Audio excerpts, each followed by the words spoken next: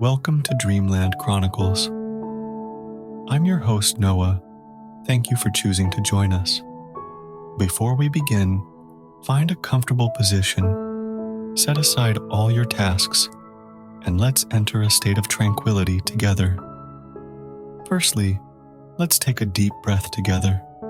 Inhale slowly, then exhale gently. Repeat a few times, allowing your breath to become deeper and more rhythmic. Now, use your senses to feel every part of your body. From head to toe, notice any tension or discomfort. Just acknowledge their presence without striving to change them. As you continue to breathe deeply, let's alleviate the tension in your body by gradually relaxing your muscles. Starting from the head, moving downward, gently release each muscle. Feel that comfortable, light sensation, as if an invisible, comforting hand is gently embracing you. Shift your attention to your thoughts. Don't strive to eliminate them. Just let them quietly float by, like clouds drifting in the sky. You are merely an observer, unaffected by these thoughts. Let's take another deep breath, absorbing tranquility and peaceful energy. In this moment, you are safe, serene, and anything can wait until tomorrow. Thank you for participating in tonight's scientific relaxation moment. May you have a peaceful night and sweet dreams. Now, as you drift toward sleep, I'll hand the microphone over to Nicole to tell us a story. In a life of suffering, be saved. How to find meaning in life. As the pressures of studying, working, and living intensify beyond those officially diagnosed with depression, many others suffer from anxiety and depressive symptoms that are less severe but still tormenting. These individuals often lose interest in everything, feel exhausted at work, and don't know what to do during their downtime, as if they'll never recover. Social gatherings and interactions drain them, and even playing games doesn't bring relaxation. The only relief they feel is when they lie down. But even then, it's hard to find peace, as their minds are filled with agitation or guilt. It's challenging to find happiness in life, work, or entertainment. A sense of meaninglessness pervades many aspects of life. Many people come to me for counseling, feeling that life lacks joy and purpose, making it hard to be motivated. These individuals include teenagers who struggle academically, adults who can't handle work pressure, couples in crisis, and even successful business executives who can't find value or meaning in their lives. Can we spend our lives suppressing and enduring pain? Many people who consult me because of intense pain and despair wonder if it's necessary to find a sense of meaning and happiness. They question whether we can live like some of our predecessors, relying on suppression and endurance. The answer is that it's increasingly difficult. Today's self-awareness makes it harder to endure a lifetime without meaning. This shift explains why depression and suicide rates among teenagers are rising. Marriages are becoming harder, and divorce rates are increasing. Life can be divided into the first and second halves. In the first half, aspects like our birth, gender, personality, parents, and even our choice of university, career, and spouse might not be up to us. We often rush through studying, working, and dealing with relationships without much time to ponder happiness or life's meaning.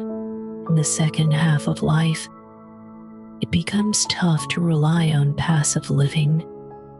By the age of 30, if things don't go well, we might feel extreme despair.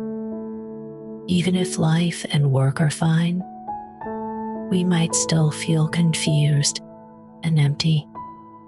Prolonged anxiety and depression can lead to psychological issues and even physical health problems. Happiness and meaning are byproducts, according to Austrian psychiatrist Viktor Frankl. Happiness and meaning are byproducts that we cannot achieve by direct pursuit. For instance, the more we try to sleep during a sleepless night, the more awake we become. Another crucial viewpoint is that we shouldn't demand meaning from life. Instead, we should answer what life asks of us through how we live. In simple terms, we should fully engage in life to create meaning rather than finding a purpose first and then living a meaningful life. Many people try to actively seek happiness and meaning, treating them as tangible objects. However, this often leads to more emptiness and confusion. Happiness and meaning aren't objects to pursue, but feelings that arise naturally when we live fully in the present. How to achieve these byproducts? There are generally two ways to experience happiness and meaning. The first is through creative work. For instance, you might feel happiness and meaning when you invent something, create art, or surpass your own expectations. The second is through good relationships. These relationships don't have to be with people. They can also be with objects or even with yourself. For example, appreciating a beautiful painting, preparing a heartfelt meal, or enjoying a sunny afternoon with a loved one can all foster these feelings. Both ways to experience happiness and meaning fundamentally involve relationships. When we establish deep emotional connections with others or with the world, we're more likely to experience a flow state accompanied by happiness and meaning. People with anxiety or depression often struggle to form such deep connections. They find it hard to be present with others or themselves. Establishing deep relationships. Most people who come to me for counseling struggle with forming deep relationships. Some people handle study, work, and social relationships with ease, while others feel constantly drained and exhausted. If a person grew up with their basic needs well met, received timely emotional responses, and had a lot of support and encouragement, they likely developed a cohesive, real self. They feel good about themselves and view the world as a safe place, making it easier to form deep connections and experience happiness and meaning. Conversely, if a person's basic needs were not well met, they received little emotional response, faced neglect or criticism, or experienced prolonged separation from parents, they might develop a hollow, false self. They feel unworthy, believe that others and the world are hostile, and focus their energy on defending against perceived dangers. This defensive mode makes it hard to form deep connections and, therefore, to experience happiness and meaning. Those with a real self can grow stronger through challenges, while those with a false self tend to break down under pressure. A good childhood heals for a lifetime, while a difficult childhood requires a lifetime of healing. The role of psychological counseling, especially from a psychodynamic perspective, creates a magical space in the counseling relationship. Here, emotional perception is activated, allowing for a more comprehensive understanding of one's growth and personality. Emotions can be understood and accepted, gradually consolidating and empowering the self. Counseling can be like a good parenting process, offering different patterns from the original family and naturally changing relationship patterns in real life, letting happiness and meaning happen naturally. Consider the case of Xiaozhan. His parents were strict, often punishing him. He excelled in elementary and middle school, but in high school, where everyone was equally excellent, he struggled and was diagnosed with depression. After barely passing the college entrance exam with medication, he entered an average university. He experienced another depressive episode due to academic pressure in college.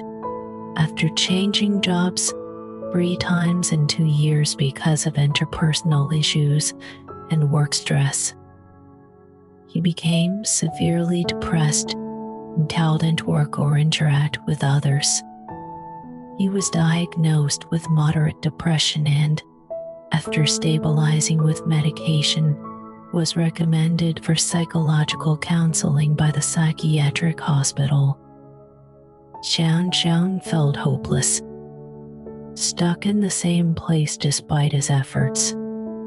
In childhood interactions with his parents, his true feelings were often neglected, leading to a false self that valued obedience, good behavior, and academic success. When high school grades slipped, his false self crumbled, and no amount of parental advice could help. Counseling involved facing and processing his negative emotions. As his emotions stabilized, he could explore his feelings and understand how his upbringing influenced his behavior patterns. This process gradually revealed his true self, a function that should have been activated and strengthened during childhood interactions with parents, but was stunted by poor parenting. After about a year of counseling, Xiang could accept his imperfections, feel more at ease at work, and handle relationships better. He received a promotion at work and started a romantic relationship. He expressed gratitude for his painful experiences, recognizing that they lead him to change through counseling. Otherwise, he might have continued to feel powerless and anxious, constantly pleasing others at the cost of his own energy and sense of purpose. In conclusion, psychological counseling offers a unique space to heal inner wounds from upbringing, understand oneself anew, and gradually find ways to thrive, revealing the hidden pearls behind the suffering. Now, as we conclude our time together, may the serenity of this moment linger with you through the night. Remember, you hold the power to create your own dreams, filled with wonder and possibility. Rest deeply, knowing that tomorrow holds endless opportunities for growth and joy. Until we meet again, sleep well and embrace the beauty of your own imagination. Good night, and sweet dreams.